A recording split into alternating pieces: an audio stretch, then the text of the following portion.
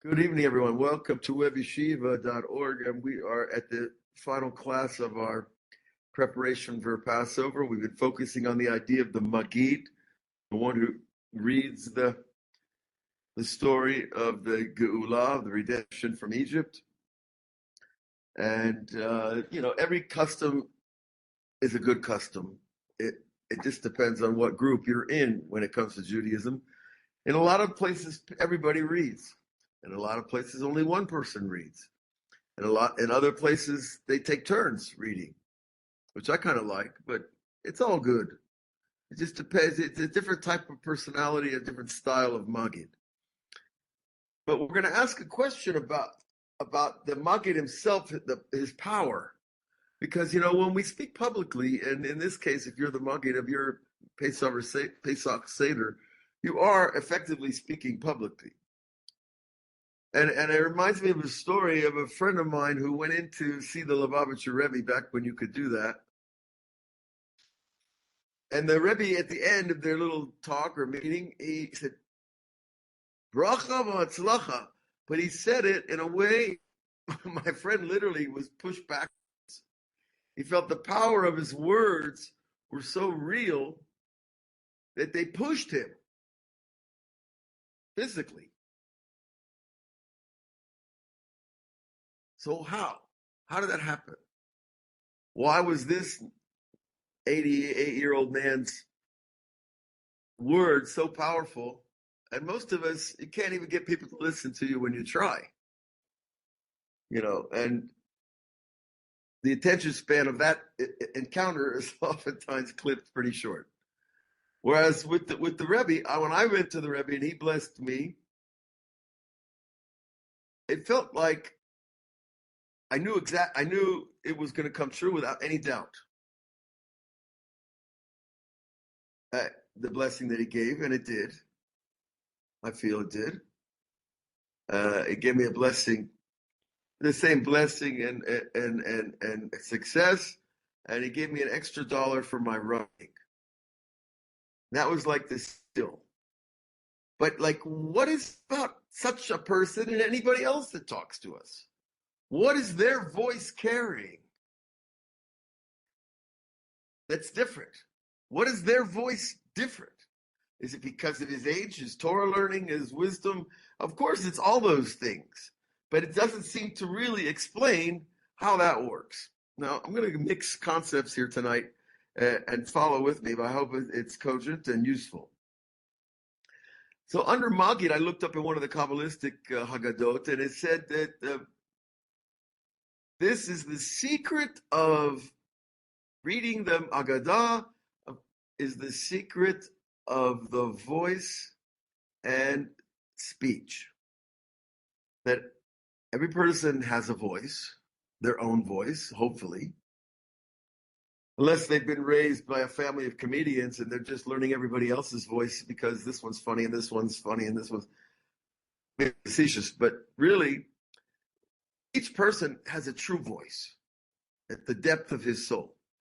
And then we start out at zero, day one, in this life listening to everybody else's voice until we learn language, until we practice and copy. Because all human beings learn, they learn by copying. Whether you're a scientist or an artist or an athlete or whatever you do, you're learning by copying your teachers and your mentors and your whoever they are. Yet, all that learning of this rabbi's voice and that rabbi's voice and this Rebbitzon's voice, I did a lot of that. I went around consciously. I was traveling around, and in the cities of New York and LA, Jewish communities, I would consciously go to different places and different shuls and different people and different rabbis because I wanted to hear the differences. Because I could very easily hear the similarities. Because I didn't want to be just a guy following everybody else. I wanted to find out the truth. I wanted to get to my voice. And that was why I set out to find, finding God was like finding a voice, which is another discussion. However, what the Kabbalistic Maggid tells us, the writer of the Haggadah there, is that when the secret of the voice and the dibbur is not a simple thing, because you have a voice. Give me a middle C. Where's Lynn? She could probably sing a middle C right off the top of her mind. If anybody's got a true tone in their ear, they'll know a middle C immediately. I don't believe I have that, but still, the voice is la, la, la. I lower the tone or the pitch of the voice, but it's just a voice. In other words, it's not yet letters, it's not yet words, it's not yet sentences, it's not yet ideas. I have not created something that carries meaning, intention, and all the other things go to attach to our speech. But once I start to say letters that create words that carry meaning, then I begin the difficult process of real communication. Now, Rebbe Nachman, he comes along and says, if your speech is not heard, it's not real speech. Now, I believe he's taking that from a Gemara. I don't remember where. But if your speech is not received, it's not even called speech. You're sitting at a cocktail party with all your friends like everybody does, in in Massachusetts in the cold winter, right, Mark? And, you're trying to get a word in. You can't. No one's listening. Everybody's talking. Everybody's talking, but nobody's who's listening, and you can't get a word in edgewise, and you walk away, and you're like, what was that? Now, because I had this little piece of learning behind me, I would walk away and say, okay, I guess I wasn't meant to be speaking because nobody's listening. And so I don't need to speak if nobody needs to listen. Whoever said everybody has to listen to me? Wherever it is. And so that's one measure we need to carry around in our pocket, in our heart. If we are not listened to, it's not about us. We don't need to hear it. And if you make it about if you make it about you, you're going to get hurt. You're going to get insulted. You're going to get, why don't he listen to me? Why can't I get a word in? What's the problem here? It's my house. It's my dinner. No, that's happened many times. We had 15 people or so at Shabbos, a meal, and everybody's talking, having a great time. I'm saying, Avraham, this is not the time to talk. Let the people talk. When they're ready to listen, then it'll become apparent. So we need that fine skill listening to know when we're supposed to speak. But what we need to also know is that we're working with two things. We're working with our voice, the Maggid's voice, hey, Lachman, Anya, da, and you're am I singing it with a true tone or a true melody? Or am I making up a melody? Or am I just faking a melody? Or am I just reading it? And why is this important? I'll tell you why. Because when we attach our voice, we attach our voice to what we're saying, and then we add on intentionality. I really mean what I'm saying. It's really important to me. Might not be important to others. Then your words start to carry the impact that you want to make. And that's what the Rebbe said. If I'm giving over something and no one's listening, that means I'm not giving over anything. Now, on top of all these statements, there's another one most of you, I'm sure, have heard. A statement that's been probably said 1 million times or more. That don't teach anything you don't believe.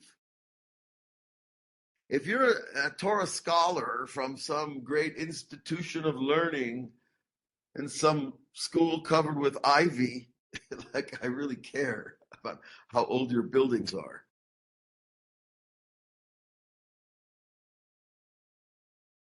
And you don't necessarily believe the Torah's narrative, but you happen to teach a class called International Religions. And there's always a section on Judaism. Now, how is that professor going to come over? Really?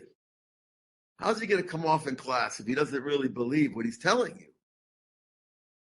It's something short of comedy, maybe a little irony, maybe dark, I don't know. But if a person doesn't believe what they're saying, they cannot carry the impact or the import of what they want to share, which is really the basis of communication. I took a bunch of notes here and I was going to go through them, and I see that I'm a little bit off that, but when we don't believe in what we teach, we're not teaching. And when we pray, Rebbe Nachman says if we pray, the biggest problem of prayer is that people don't believe in their prayer. Now, isn't that an irony?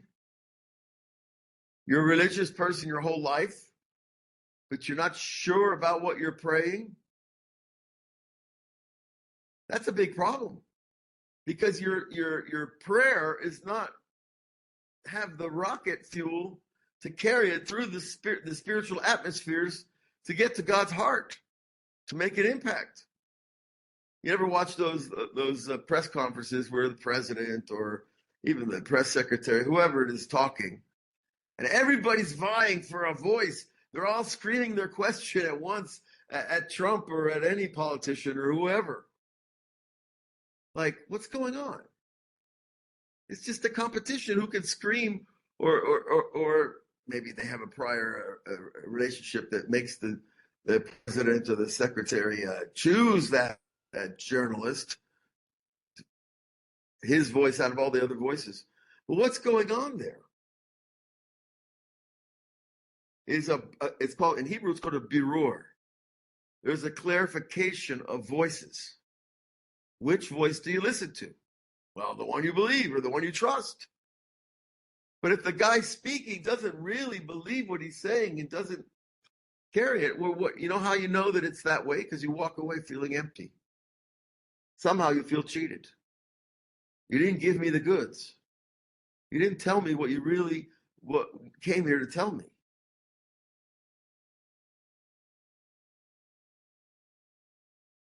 I was interviewed once and someone asked me a question and I said, "Did you learn that question in journalism school?" That's not why I'm here talking to you today. He was looking for dirt. Sorry to say that. But, because of a backstory. But, so we have to understand that the listener also has intentionality in his listening. And I want to know what that intention is for listening to me before I open up my mouth. Because I want the light that comes out of our speech, I want it to come out of my mouth and enter the proper vessel. Because Rebbe Nachman also writes, this is also based on the Zohar, that if we speak and it's not Torah, and the people can't hear the Torah, it comes back to attack you. It comes back with vengeance. Why are you telling people a piece of Kabbalah, in some little town where no one knows what you're talking about, and it sounds like you're speaking a foreign language? Those words are going to come back and attack you. Because you created the word, but it had no vessel. To understand how far it is, when you give over the Maggid on Saturday night, you have to believe in those words. Even if you don't know them. I haven't learned them well enough. It's too hard. For reasons, doesn't matter. If you believe in it 100%, you will touch people's hearts. And why is this all set up like this? I was asking myself this question.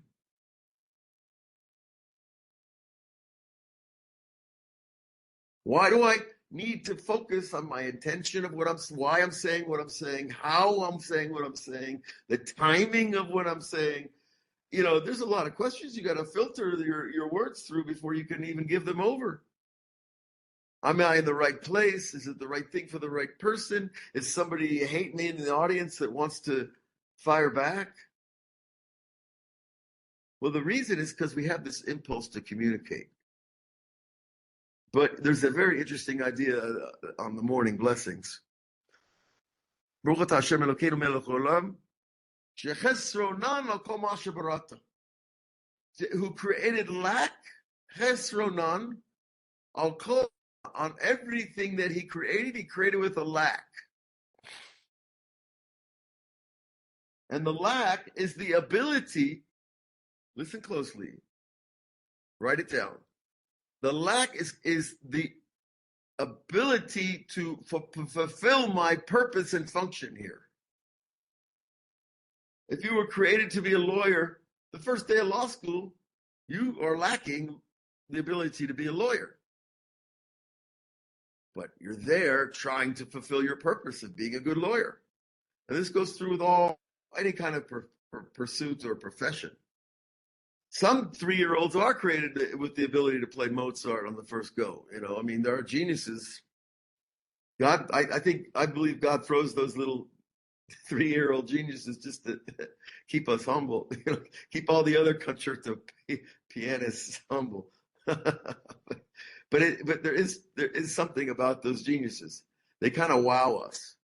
But that helps me believe in the greatness of how far greater is God than all of this. And God put the ability in Mozart to write his concerto, but it doesn't mean there wasn't hard work involved. Okay. But if we take this idea that he created everything with lack, it will help us understand and have compassion for ourselves and others. Because the creation for lack was God's design. It was a design behind lack of understanding in order to make us pursue understanding. He created a lack in compassion so that we would have to pursue compassion. In other words, the lack is at the root of the purpose, of the mission. So many thousands of people, and I met a lot of people in my life, more than most people. They did a statistic. Most people only meet, like if they live in one town, they only meet between 550 and 500 people their whole life. Nowadays, we have mass meeting. We can meet people all the time, and thousands of people can come pass through your life. But the point is that the creation of the lack is not a lack. It's a motivator by Hashem to make us. The lack of knowledge of God should make us want to know God. The lack of the knowledge of Torah should make us want to know Torah. The lack of love should make me want to love more, not look for love more. Because looking for love means I just want to be loved, which is on the danger threshold of selfishness. But looking for love because I want to love, that sounds good. That sounds better. It's not about you. It's about the ability to love. So he'll create us. Ever seen some children are really cruel to each other? I wonder, how did these kids get so cruel? They didn't end up, God didn't create them that way. Is my take on it. But I'll tell you a quick story. It might tie into this. Just today, a sweet old dog came wandering into our courtyard, lied down on the porch steps in front of the door. A very sweet golden retriever. We've seen him around, but he's not our dog. He even had his own collar for a while. And my wife said today, I think that's the dog that was our son's dog when he was 13 years ago, which is 12 years ago. It was our son's dog when he was like 12 or 13. And then his friend went away from where we live, and the dog left. We thought the dog left with him. 13 years later, this dog shows up on our doorstep. And we're like, how did this happen? But and my own interpretation was that this dog felt comfortable, safe here. Because there's a lot of unsafe dogs out there. If you ever knew the dog barking that you hear from the Arab villages at night, it's worthy of a PhD dissertation on something. Because when I listen to these dogs barking, there's something going on. I'm not sure what they're barking for either. And I know that the Arabs use their dogs to provoke and to intimidate. Not the point. The point is that this dog had this this radar of love, to come back to where he received care and love and compassion. And you hear stories of like other pets that come home after being taken away and a long journey on foot to get home. What does this have to do with our talking about? Well, we're talking, remember we opened up with this idea is that we have this true voice, and then it gets glopped over with everybody else's voices. And next thing you know, I used to listen to people watch TV. It's a funny process. Try it sometime. If you walk into somebody's living room and they're watching a sitcom or something, don't interrupt. Let them watch. But after the show, listen to the way they talk. I guarantee you will hear echoes of the people they were listening to in the TV show. Now you might say, well, that's not a big deal, Avraham. We're echoing each other all the time. But as long as I'm echoing everybody else's voices, because I can make a joke like, Dick Cavett, remember him? He was a nice guy, or any other joke. Or if it's not a joke, if I could sound like this professor or this rabbi or whatever, you take on things just because of our own need. But it's not I don't believe it's what we're here for. I believe we're here to get to our true voice of prayer, because I want to pray and believe what I'm saying. The real question, of course, on that statement is, okay, you want to have your true voice.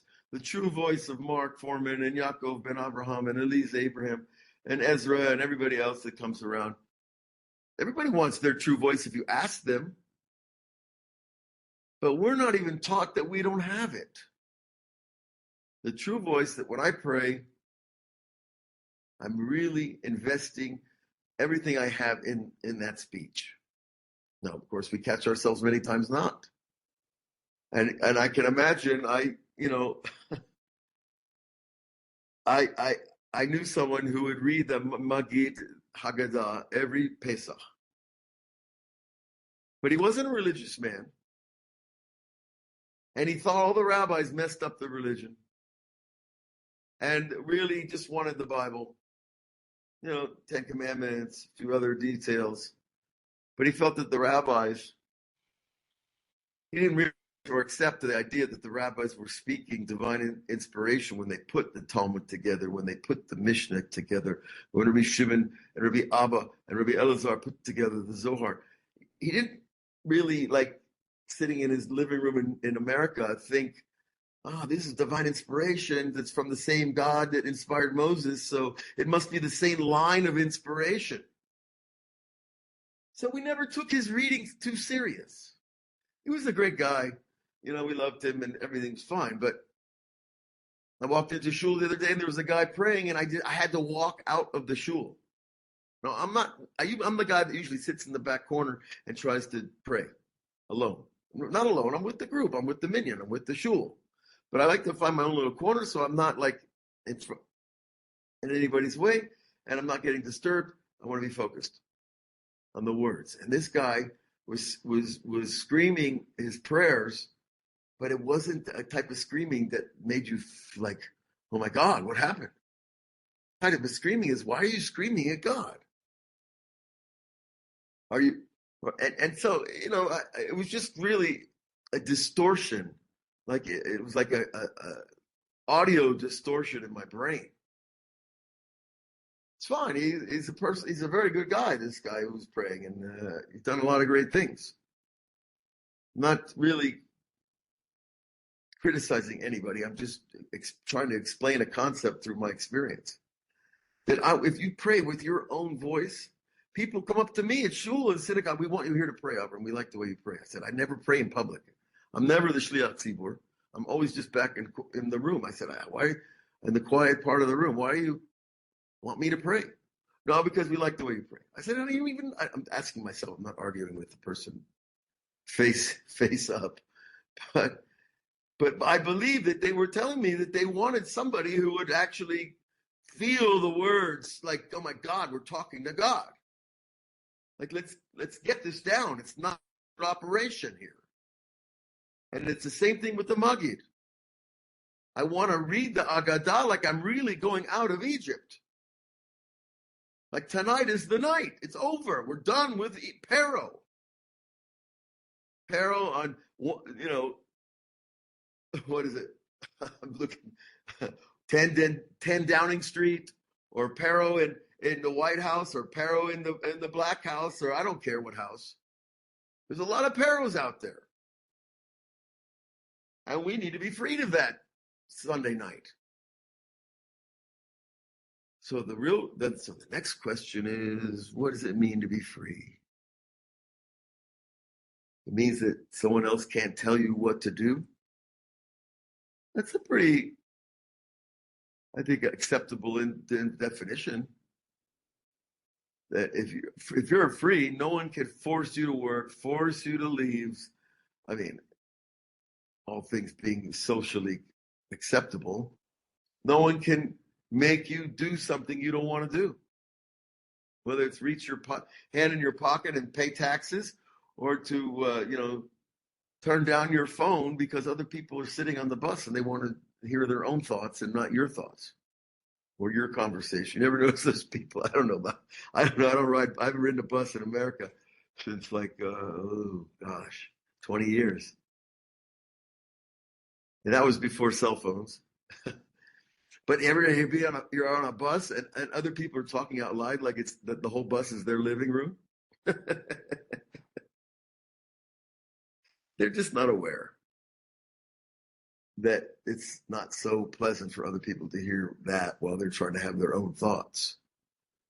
You see, to be the Maggid, the person who gives over the word, you have to be totally attached to your word. That means you have to have a word. Having a word means what I say I do or try to do. And what I say I mean. And even if I'm joking about something, there's still something behind it that's meaningful or useful to why it's being said.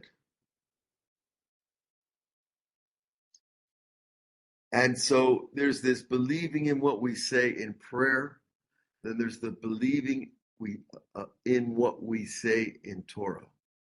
That I'm saying the words of the living God. And I give him pleasure by saying Bereshit bara Elohim et hashamayim et haaretz, because somebody else on the planet is mimicking God, his speech.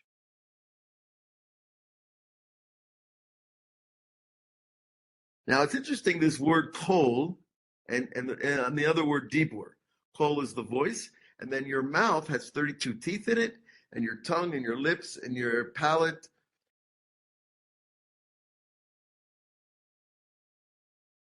Those 32 teeth, the rabbis say, are actually the 22 letters, the 10 sfirot, chopping up, for lack of a better phrase, chopping up the infinite light into pieces.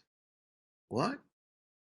When God said, Bereshit bara Elohim et hashamayim, he spoke the whole Torah and he brought our existence into reality, he was using his own light to specify it in letters and words that give meaning, that can carry meaning for generations. And if you don't think it's true, then just look at the Jewish people. After all 3,330 something years, we're still doing this Pesach thing, and we believe it, a lot of us. So that God says, I'm giving you this mitzvah, reading the Haggadah, not for you, children and your grandchildren. That's what he told the first generation that got the Torah and got the command to keep Pesach. It's not for you. It's not about you. It's about your great-great-great-grandchildren in 2025. They're going to need to hear this story. And the uvda, that's a Hebrew word for the proof of the pudding, not exactly pudding. The proof of the command and its truth is only activated through us.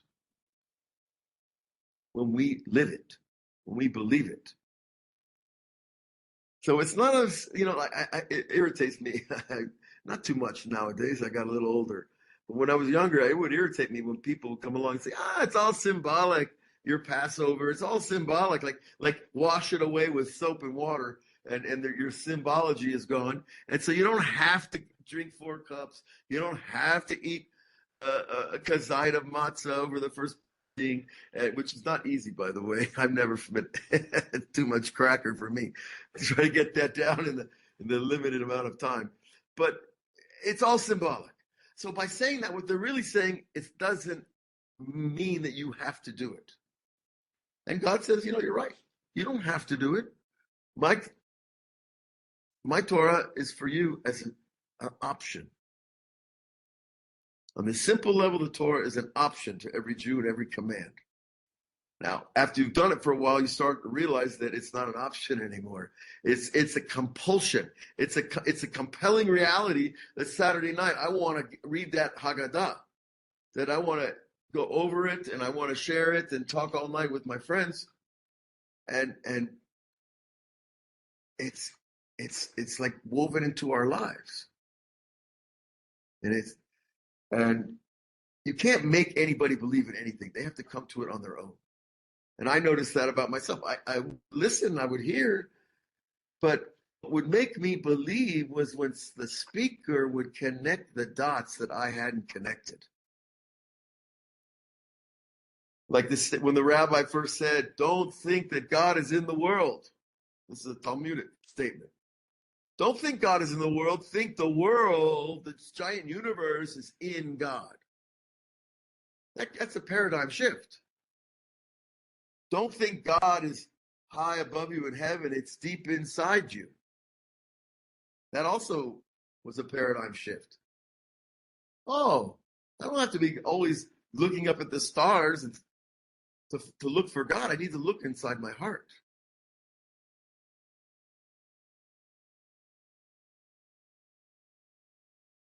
Now so you take the word kol, kuf, vav, lamed, you take out the vav. Vav means, of course, a hook.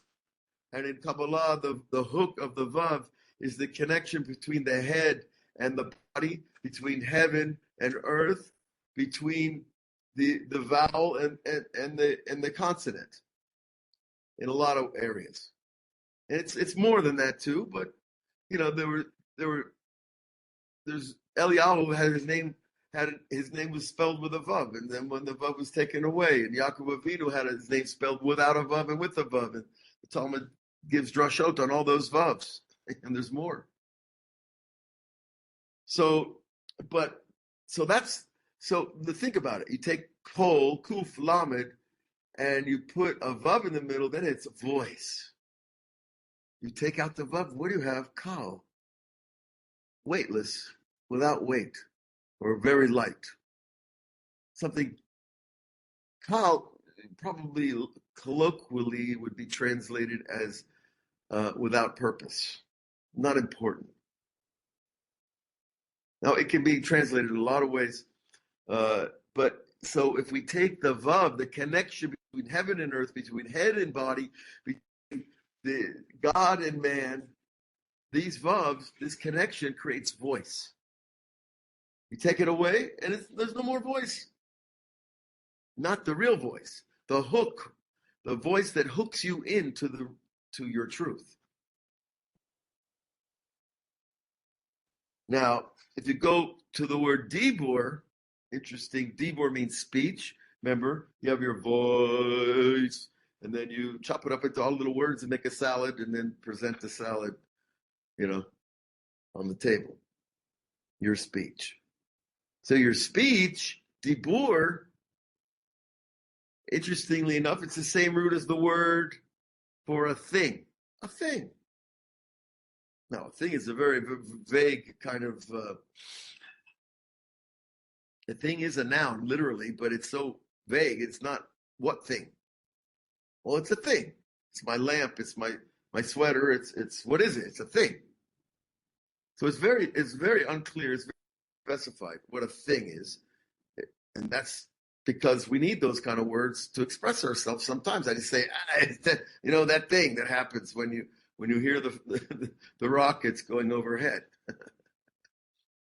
It's been quiet lately, I have to tell you, but it wasn't quiet a lot of this before Purim and during Purim and after. Now you can tell the difference between the different types of planes and different types of rockets after a while. if you bother to make that effort. So, but the kol is the deeper part of the soul, and then the voice is how it gets manipulated. How the voice becomes manipulated. If you're a singer, you know exactly what I'm talking about, or even if you're not. Now, dibbur, but what I'm saying is that if it's the dibbur, it's the same as davar. It's the same root letters. That means there's a deep connection over here. What's the connection between speech and a thing? Well, what is speech? What was Adam assigned to do in the garden? To give names to things. In other words, you could be looking at a beautiful giraffe, but what is it? I don't know what it is. What's it called? I don't know what it's called. You see the disconnect? And that's why it's very important, especially if you're a public type person, to know people's names. Try to remember them best you can. Because when you call on a person's name, you're calling to a deeper part in them, in their structure, in their being. And that can make all the difference in your ability to share and to connect, which is why we're here. So dibbur, speech, is the thing. It's the real thing. Now, I want to translate the thing as your mission. Or better, even more accurate, the mission of your words. The purpose of anything you say. What is the mission of saying I love you? It could be because you want to make someone feel good, or because you want to exonerate yourself, or because you actually just feel love for them. As simple as that, right? And there's all kinds of motivations. So if I'm saying the thing, it has to be concordant with my heart. It has to be a straight line from the speech all the way deep into the heart. And if it's broken, right, it's that speech that doesn't get heard. It's not called a speech at all. So you could go through the whole Maggid Saturday night and not say a word. If you don't believe in what you're saying, if you don't say it with the potency of your belief, and it's that potency of belief that makes Rebbe Nachman say that most people, when they pray, don't believe in their prayer. Now, I first heard that, I said, wow, I better really work on this. Do I really believe that God's in front of me? Does he hear me? Does he care? Is he interested? Why would he be? Who am I? And you start to question it. Of course, so those questions already open up the window for the other side to fly into your brain. Well, why would God care about me? Who am I? So I'm not important. I'm not on the news. I'm not on TV. like those are the parameters of importance. Really. But when I know, no, it says, Kol Male. What's the verse? Let me get the words in the right order. Dyslexia takes over when you're tired. You ever notice that? The more tired you are, the more you jumble the words. Especially in ancient Hebrew. Okay. The phrase is Male kol haaretz kavodo. See, when I stopped, I got the phrase right. Male kol haaretz. The whole world, every square millimeter of this planet, Male kavodo. It's not just a little bit of glory, it's filled with glory. The world is filled with his glory. Now I'm sitting here waiting for the traffic light to change, wondering why my back is so well, maybe you've been using the jackhammer too long and your back is sore.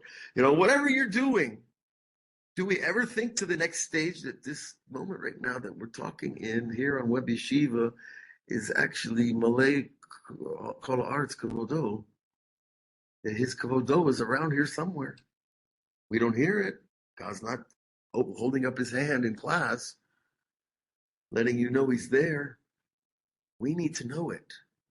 But the moment we know it, we open the window. Not for the other side to confuse us, but for the holiness to enter us. So it's the believing that he's listening changes the quality of our speech.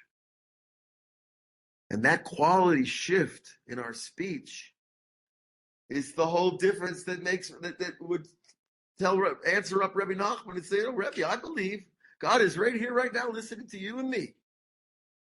And then you start sounding like a Southern Baptist preacher. And then they ask you to leave Israel. No, I'm joking. Although there are a few of those.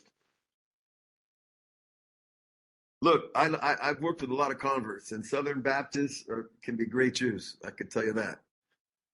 Now,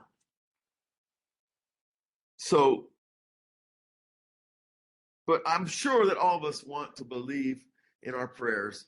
And think of it like this, that your belief is the fuel that drives the rocket of your words through the firmaments of the mind to get in the heart of the Creator and say, wow, who's that praying like that? Who is that down there? And those are the prayers that you will see get answered. Promise. So all you have to do is just check yourself in your prayer. Like I'm praying, Baruch Atah Hashem Priya Eitz. And then I bite into the apple. And then three or four bites later, I'm like, did I make a blessing on that fruit? What does that teach you? That I didn't have much intention attached to the prayer. Otherwise, I would have clearly remembered that I'd already made a blessing. Because, many of us can still pick up fruit and eat without making a blessing. Because, it's not the end of the world. However, we don't want to go there. We don't want to stay at that level. We want to remember, before I make the blessing, who I'm talking to. And tune out the rest of the world. And tune out my day. And tune out the extremities of my personality that we don't need here right now. But just to speak sincere, true words before the Creator, like a child before his father. Do you ever pay attention to your children with the way they talk to you? Do you ever notice when they're really sincere and really attached to what they're talking about? Different conversation altogether. The kid starts to sound like an adult because he has a mission. Now, his mission might just be to get money for ice cream. Okay, but he's serious, and he's real, and he's honest. And why wouldn't I want to give him ice cream except his mother's going to scream at me? So we have to learn as fathers that, wait a minute, check with your mom if you can have, another ice cream. It's always another ice cream. The first one usually is not a problem. My friends, it's so good to be here with you. And I have to admit, we've been doing a lot of Pesach work around here, trying to turn this place, make it 20 years young instead of 20 years old. But, and I'm tired. So I had a question whether we should do a debate. A debate, where'd that come from?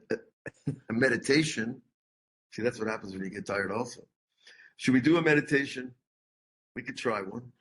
But there is a danger that you might catch me sleeping in the middle of my words.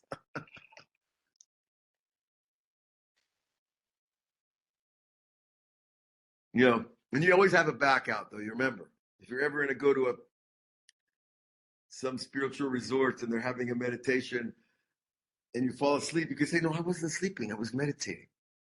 Because there's a shift.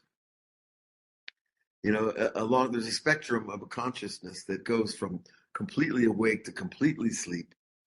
And, we live in that continuum. Anyways, what do you guys think? We want to talk some more? Maybe ask some questions before Pesach. Maybe you have some questions about other aspects of Passover. Or halakha. What do I do when my matzah falls in the soup?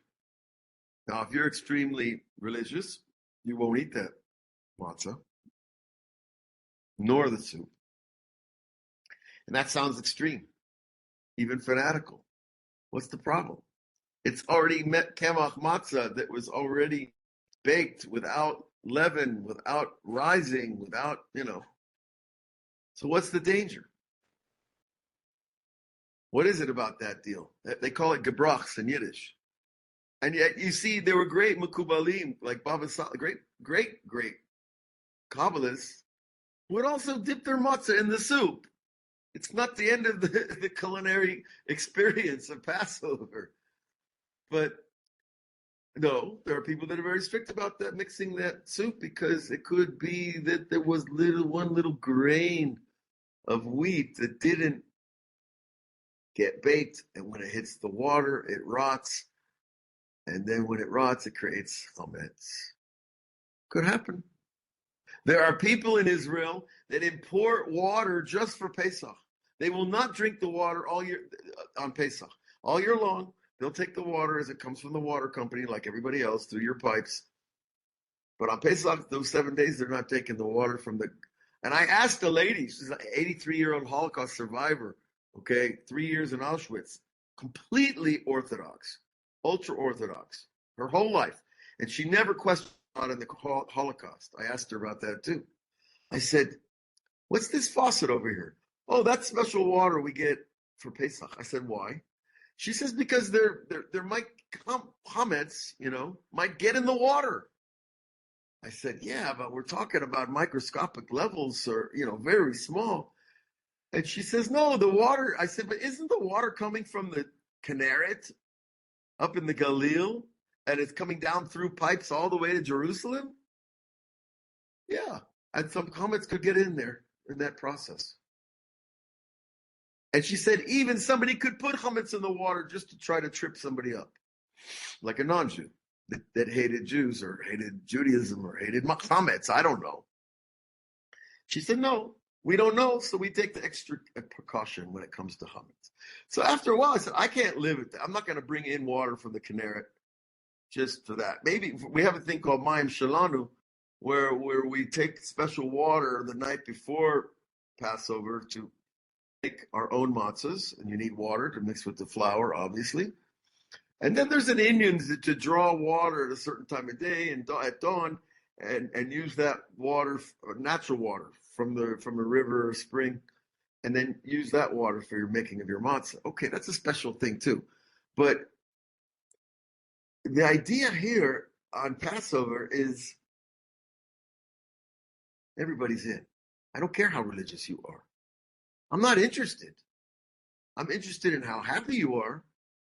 I'm interested if God sent you to me to help me, for me to do something. Of course. But you see, a lot of times what happens in the Jewish world, people get stuck in their tradition. Rebbe Nachman said the word custom, minhag, is also the numerical value of the word Gehinnom. Gehinnom, of course, is HE double toothpicks. I bet you didn't remember that one, Mark, right? It's pretty bad. Right? The Gehinnom is the same numerical value as minhag, custom. And why? Because you could get caught in a custom and it could actually take you away from God. I've heard of things like this too. So we have to be smart with the Torah. We want it to be an elixir of life and not the elixir of the opposite. And, these are some of the things that are brought out very easily on Pesach, because there's so many different halachot and customs. Depends on where you are in Am Yisrael. But it's all good. Whether you're super strict or you're lenient, it's nobody else's business, really. My opinion. And, we've faced a few things raising 5 kids and 9 grandkids. And, you learn a few things about when to open your mouth and when not to, and when to let things go and when not to. And that's part of the path, those things. So I think this Pesach, though, it's a special one because of everything that's been happening, obviously, in Am Yisrael. But it feels special to me. I feel like we're already in Pesach for a week. And all we've been doing is cleaning and fixing and throwing out stuff and getting new stuff. But it's felt like it's a real festival coming on here. And I think it's going to be a special time. And some very big things might happen. Because, our enemies, they're not dummies they're dumb when it comes to morality. but they're not dumb when it comes to knowing when the Jews are sitting at their Leila Seder, and then it's a good time to throw rockets over the border. That's happened a few times.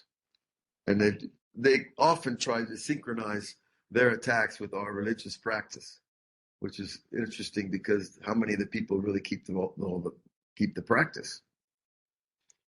But that's for the criminology part of our course, and we'll have to look at that later. So I'm just interested, Yaakov, how is your Seder going to look? Are you going to be doing everything at home? Yes, I will. I'll do everything here. Wonderful. And Mark, I assume you're going to be with your family at home as well? Yes. Yeah, definitely. Uh-huh. And Lisa, what's happening over there in Portland?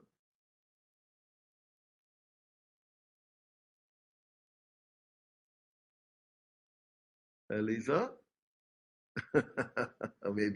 Maybe she fell asleep because of my talk. All right. Well, it was interesting because for the first time, my daughter and her 5 kids and my son-in-law are all going to a hotel for Passover. And my wife is like, "Oh, let's go." And I'm like, well, it's going to be a little hard to cancel X number of people, so we can go to a hotel and not have to clean. But we still, it's a funny thing about Passover. It can drive you together into the family unit, or it can actually drive everybody to their own corner. It's a funny. I've seen that too. No, we don't eat at their house. They're not kosher enough. Or no. The opposite. They're too kosher. We can't deal with it. I've heard both sides of that too.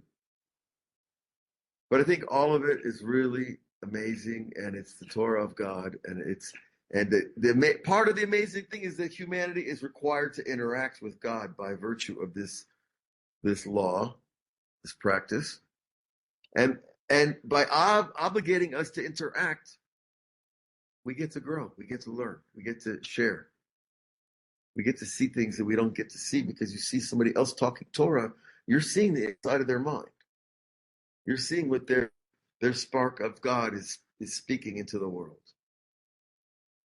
And when you frame it in the proper way, the whole thing gets very special. But it's not a hocus pocus. Our intention, even when you're listening to somebody, your intention, I want to say, coats or flavors the way you hear. And that's important, especially when we're doing something that is one of the most special nights of the year, Leila Seder. In Kabbalah, it's a huge night, and there's a tremendous amount of light to be gathered into the soul that night. So it looks like I've been talking a while. I'm going to say goodnight, and Chag Sameach, and Shabbat Shalom. And I look forward to seeing all of you next Zman, next semester. And you should have a wonderful Passover with, again, I want to be free. So I got to know what I need to be free of in order to get free. So this seems to me the essential work is to figure out where I'm not free. We shall be blessed with that knowledge and the pursuit of that knowledge and rewarded for that pursuit. And it will be worthwhile. Hag Sameach, Shabbat Shalom. Have a great week. And we'll look for you, I guess, a few weeks after Passover. We'll be starting up again. God bless you all. Hag Sameach. Hag Sameach. Thank you, Rabbi. My pleasure.